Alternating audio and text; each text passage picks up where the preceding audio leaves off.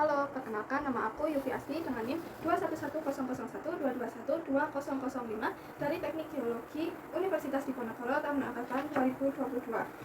Nah, di sini aku ingin menjelaskan beberapa bahasan pokok mengenai praktikum mineralogi yang telah aku pelajari. Yang pertama ada kristalografi, yang kedua ada sifat fisik mineral, yang ketiga ada sifat fisik mineral dalam batuan beku, yang keempat ada sifat fisik mineral dalam batuan sedimen, dan yang terakhir ada sifat fisik mineral pada batuan metamorf. Yang pertama ada kristalografi. Nah, apa sih kristalografi? Kristalografi adalah ilmu yang mempelajari tentang struktur dan karakteristik material kristal. Kristal terbentuk akibat proses kristalisasi. Suatu mineral tertentu akan memiliki pola susunan yang tertentu pula.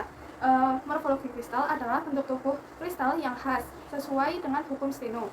Nah, di kristalografi ini ada beberapa istilah seperti titik isi, sel unit, isi Bravais, dan indeks Miller. Pada kristal juga terdapat pusat simetri, sumbu simetri, bidang simetri, dan fotoinversi. Terdapat juga 7 sistem kristal, yaitu isometrik, tetragonal, heksagonal, trigonal, ortorombik, monoklin, dan triklin, yang dapat diturunkan menjadi 32 kelas kristal yang menggunakan notasi Scophians atau simbol Hermann-Mauguin untuk memudahkan pembacaan atribut sumbu simetri.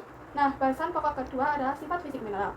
Apa sih itu sifat fisik mineral? Sifat fisik mineral adalah sifat mineral yang dapat dilihat secara makroskopis atau secara mata telanjang. Sifat fisik mineral diantaranya ada kilap, warna, cerat, kekerasan, transparasi, berat jenis, sifat dalam, sifat khusus, pelahan, pecahan, bentuk, dan perawakan. Menurut komposisi kimianya dibedakan menjadi mineral silikat, mineral oksida, mineral karbonat, mineral sulfida, mineral sulfat, mineral halida, mineral fosfat, dan natif elemen. Nah, bahasan pokok yang ketiga adalah sifat fisik mineral dalam batuan beku. Batuan beku itu adalah jenis batuan yang terbentuk dari magma yang mendingin dan mengeras. Magma adalah cairan silikat picar bersuhu 900 derajat Celcius sampai 1200 derajat Celcius yang terbentuk pada bagian bawah kerak bumi. Berdasarkan pembentukannya dibagi menjadi dua, yaitu batuan beku non-fragmental. Batuan beku non-fragmental ini terbentuk di bawah permukaan bumi, dan batuan beku fragmental. Batuan beku fragmental ini terbentuk dari material letusan gunung api. Kemudian ada Bowen reaction series yang terdiri dari seri kontinu dan seri diskontinu. Mineral pembentuk batuan beku adalah ada mineral mafic dan mineral felsik. Mineral mafic adalah mineral yang sifatnya basah, sedangkan mineral felsik adalah mineral yang bersifat asam. Kelompok batuan beku yang ada di dalam batuan beku itu adalah kelompok olivine, kelompok pyroxene, kelompok amphibol, kelompok mica, kelompok feldspar, kelompok plagioclase, dan kuarsa. Kemudian ada jenis-jenis magma yang terbagi menjadi tiga, yaitu magma riolitik, magma andesitik, dan magma basaltik. Pokok bahasan yang ketiga adalah batuan sedimen. Apa sih batuan sedimen? Batuan sedimen adalah batuan yang terbentuk akibat proses pembatuan atau litifikasi dari material sedimen yang tertransportasi pada suatu lingkungan pengendapan atau daerah yang lebih rendah. Berdasarkan waktu terbentuknya dapat dibagi menjadi 4, yaitu sin-depositional sedimentary struktur, post-sedimentary struktur, erosional sedimentary struktur, dan biogenik sedimentary struktur.